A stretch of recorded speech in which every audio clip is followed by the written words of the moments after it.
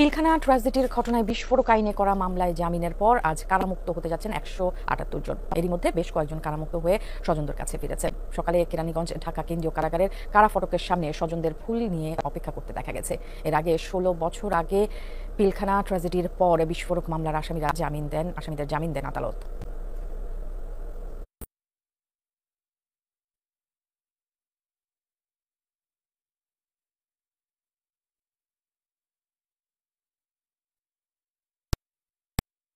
দর্শক, আমরা সংবাদের শুরুতে যেমনটা জানাচ্ছিলাম, কাশিমপুর কারাগার থেকে মুক্তি পাচ্ছেন বিডিআর বিস্ফোরক মামলায় জামিন পাওয়া বিডিআর সদস্যরা। এই বিষয়ে আরো জানাতে যুক্ত হচ্ছেন সহকর্মী হোসাইন আলী বাবু।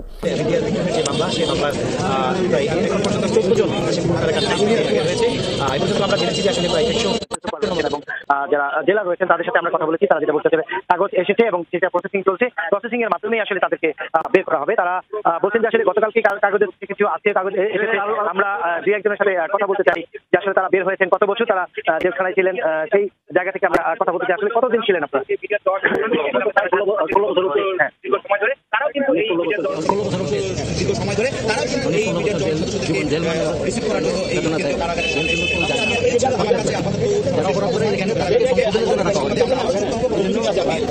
আমরা যারা বিনা অপরাধে 16 বছর আমাদের জীবন থেকে হারিয়ে গেছে, আমরা তদন্তের মাধ্যমে সঠিক দোষীদেরকে বিচারে আনা, যারা আমরা নিরপরাধ বিডিআর আছে তাদেরকে চাকরিতে পূর্ণ বহাল করা হয়, তাদের বয়স শেষে পূর্ণ সদস্য যেন আমাদেরকে পেনশন দেওয়া হয়।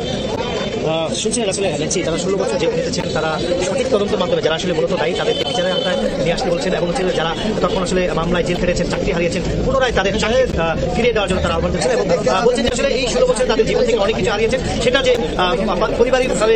আপনাকে ধন্যবাদ। নিশ্চয়ই বাকিরা মুক্তি পেলে আপনার মাধ্যমে সেই খবর আমরা দর্শকদেরকে জানাতে পারবো।